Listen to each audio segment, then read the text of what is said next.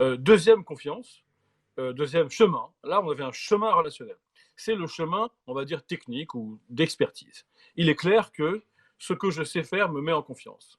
Donc voilà, on peut s'entraîner à travers une pratique professionnelle, une pratique artistique, une pratique culinaire. On peut faire des sculptures, de la calligraphie, ce qu'on veut, du poulet au curry.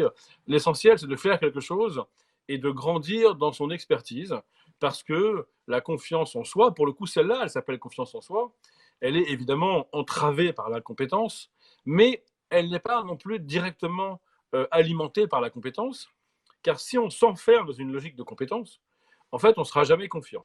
Souvenez-vous de ce que je disais au début, puisque la confiance, c'est l'incertitude, il ne faut pas être dans l'illusion d'une extrême compétence qui suffira à me donner la confiance. Ça veut dire qu'il faut développer une compétence, mais sans être enfermé dans cette compétence. Ça veut dire qu'il faut finalement développer une expertise en sachant que l'essentiel est ailleurs, mais pour avoir un point d'ancrage dans le monde.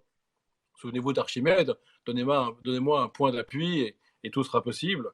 Eh bien, un point d'ancrage dans le monde, ce n'est pas la citation exacte, mais vous voyez l'idée, ça peut être une expertise, une compétence, mais ça peut être aussi une connaissance de soi.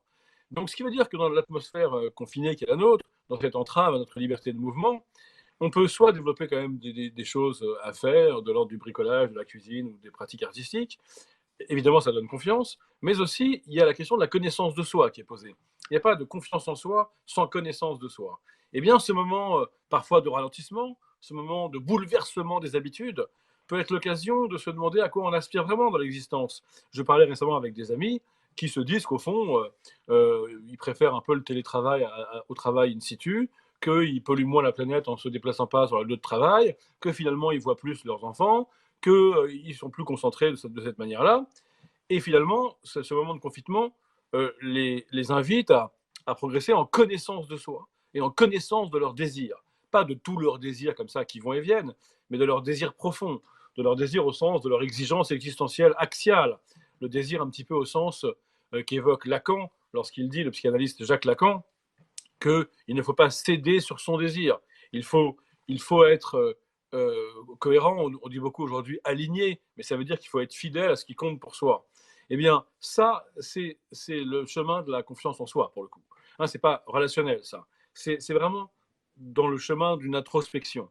Et on peut peut-être profiter de cette période compliquée eh bien, pour s'interroger et se demander quel est son véritable désir. Peut-être que dans le monde d'avant la crise, d'avant le confinement, d'avant le ralentissement, dans le monde de la hâte, dans le monde des agendas saturés, dans le monde où on ne sait plus distinguer l'urgent de l'important, dans le monde où l'essentiel est enseveli sous la dictature des injonctions paradoxales et des choses à faire, on avait perdu cette question. En fait, j'aspire à quoi? Quel est mon désir? Peut-être que c'est le moment de se la reposer. En tout cas, il n'y a pas de confiance en soi sans connaissance de soi. Ça, c'était le deuxième chemin.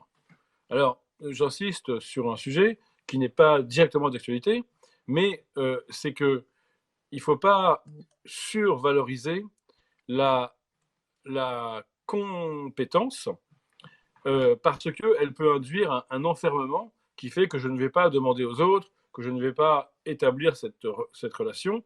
Donc il peut y avoir dans ce cas une sorte de paradoxe, puisque trop de confiance en soi au sens d'une surcompétence peut me détourner de la vérité de la confiance chez les humains, qui est une confiance relationnelle. C'est-à-dire une confiance que j'ai reçue des autres étant petit, que je vais donner aux autres. La confiance est ce cadeau que les autres me font, que je peux leur faire en retour.